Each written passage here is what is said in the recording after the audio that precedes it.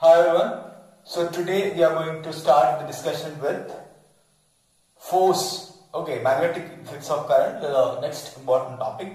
Force acting on a current carrying conductor when it is placed in a magnetic field. Okay. So let's talk about this first of all.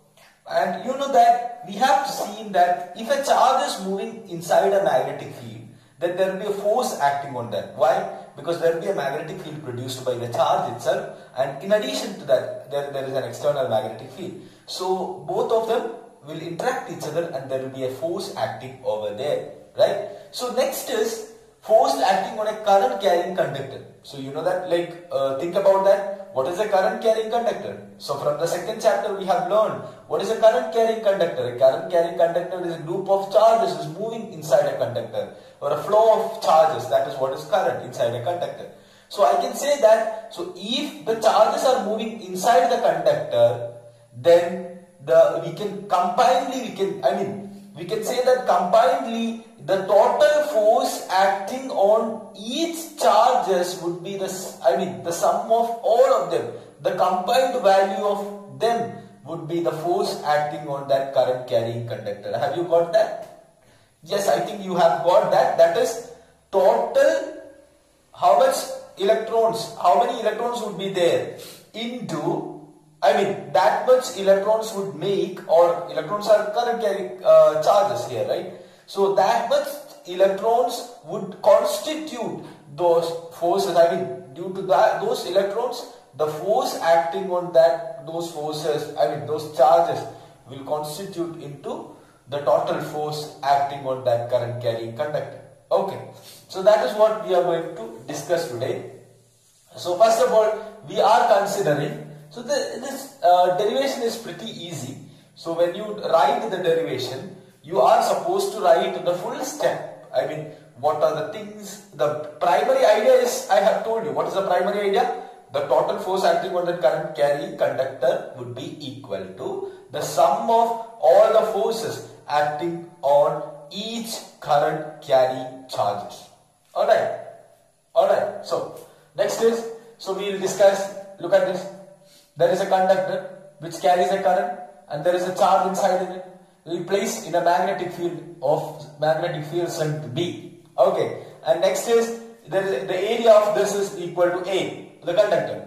And suppose if we consider one charge Q and the current, the force acting on the charge FAB will be in this direction. We know how to find out that V cross B. Okay, so V in this direction, B in this direction. By the way, let me ask you one important question. What is VD?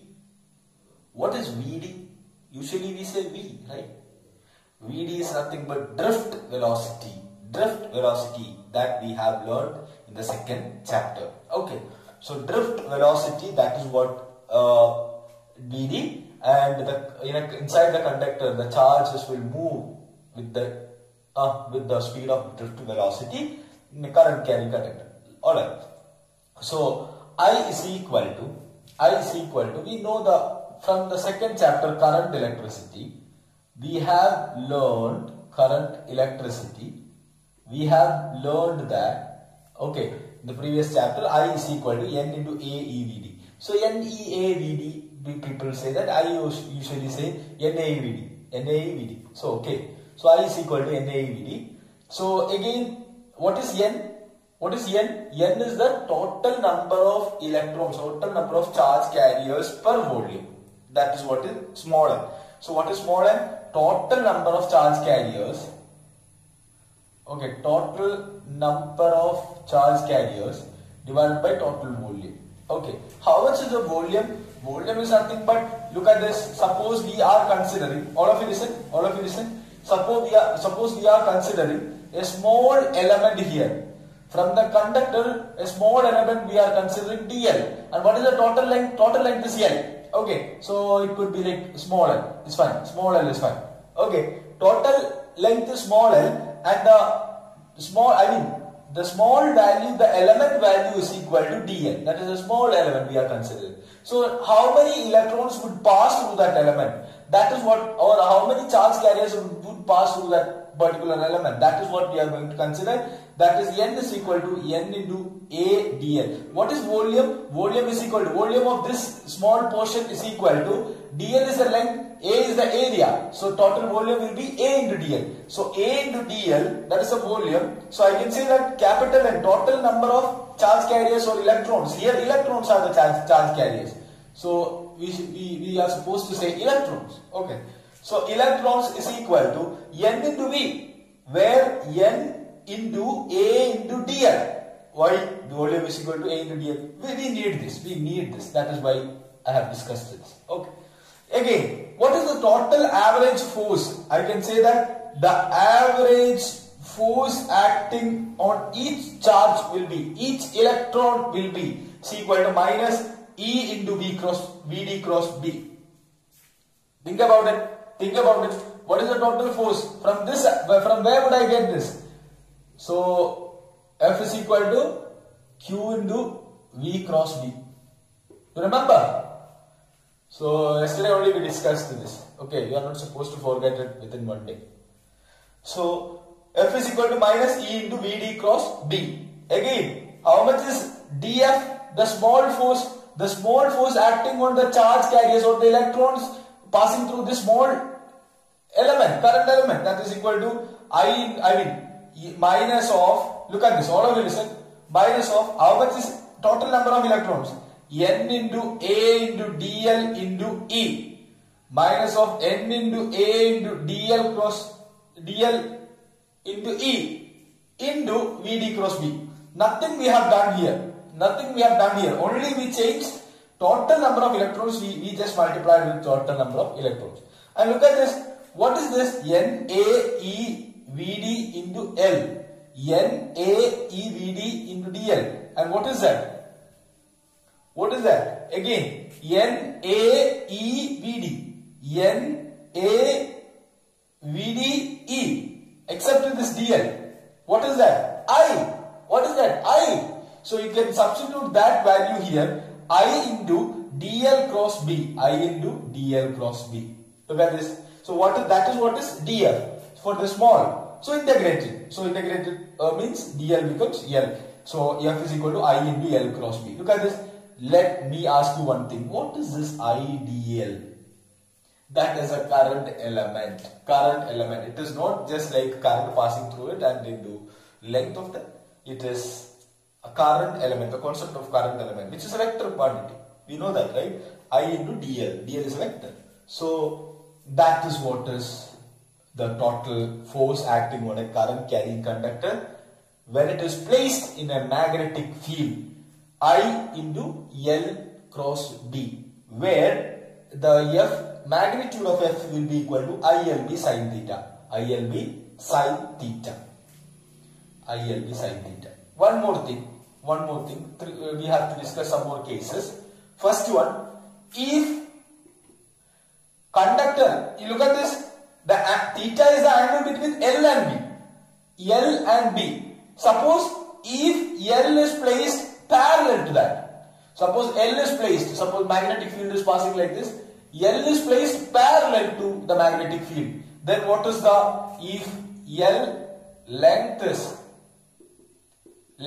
parallel to the magnetic field, then what is the case? Theta is equal to 0 degree or theta is equal to 180 degree. I mean anti-parallel. Okay. So which is equal to, so then F is equal to 0. No matter what, F is equal to 0. Why? Sin theta is equal to 0. Sin 0, sin 180, 0.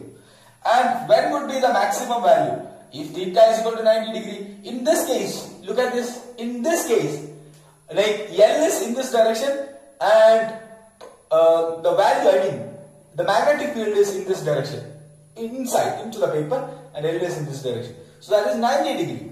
So if theta is equal to 90 degree, which means perpendicular, L is perpendicular to that, then here F is equal to I into L into B, ILB. That is the maximum value. F is equal to ILB. Alright. So this is, please keep in your mind. This is very important. This derivation is also important. You have to note down. Okay.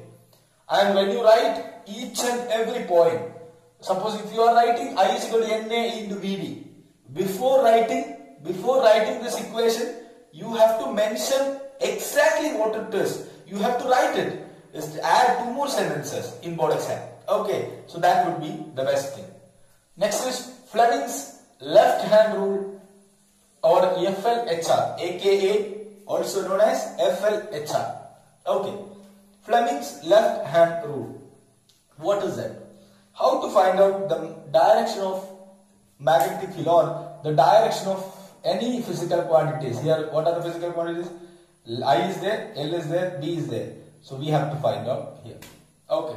How to find out by using Fleming's left hand rule. One more rule we have to learn in electromagnetic induction that we will learn in the coming classes. So keep in your mind, take your left hand, this one.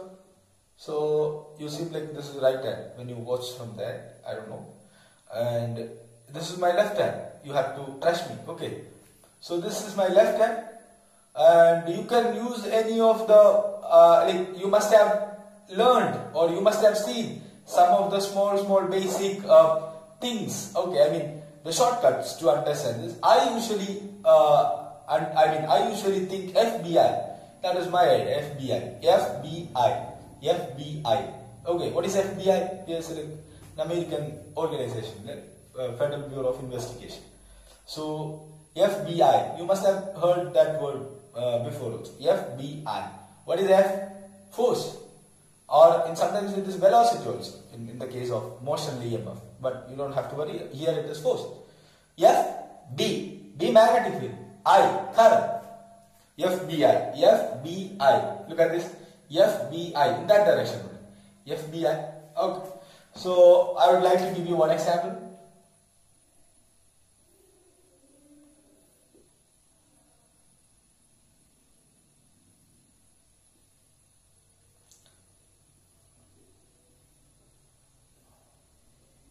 Current is passing in this direction. We have to find out the force direction. That is the first one. FBI. So, what are the given quantities? Magnetic field we know. FB. It is outwards, right? FBI. So, I have to keep it like this. FBI. I is in this direction. So, I have to keep it like this. Look at this. Here, I is in this direction. Magnetic field is in this direction. So, what is the force? In this direction, downwards. You got me? So you have to adjust your hand, and then it has to be like this. So again, first initially, how did I keep my hand? How did I keep my hand? Like this. So then I thought, okay, current is in that direction, so I have to keep it like this. Suppose usually students have some problems. Like when I was a student, I had the same problem. Like look at this. So when current is in this direction, so I would be like this. Okay, so this is not a good thing. I mean, you are not supposed to rotate yourself. You have to rotate your hand only. Okay, I mean, change your hand's position and then you will get it. And you can change your position, and if it is better, then change yourself. Don't be like this. Okay, so that is not a good thing. And then another example I would like to give you. Look at here. Here, suppose the current is in the opposite direction. Here, in this direction. Then you have to find out. Okay, so FBI. Okay. So B is inside. I in the direction. So again downwards. You got me? Yeah. So this is what is Fleming's left hand rule. Okay. So we will solve some problems by using this. Possibly tomorrow. Okay. So then today we have to discuss some more topics. Okay. See you.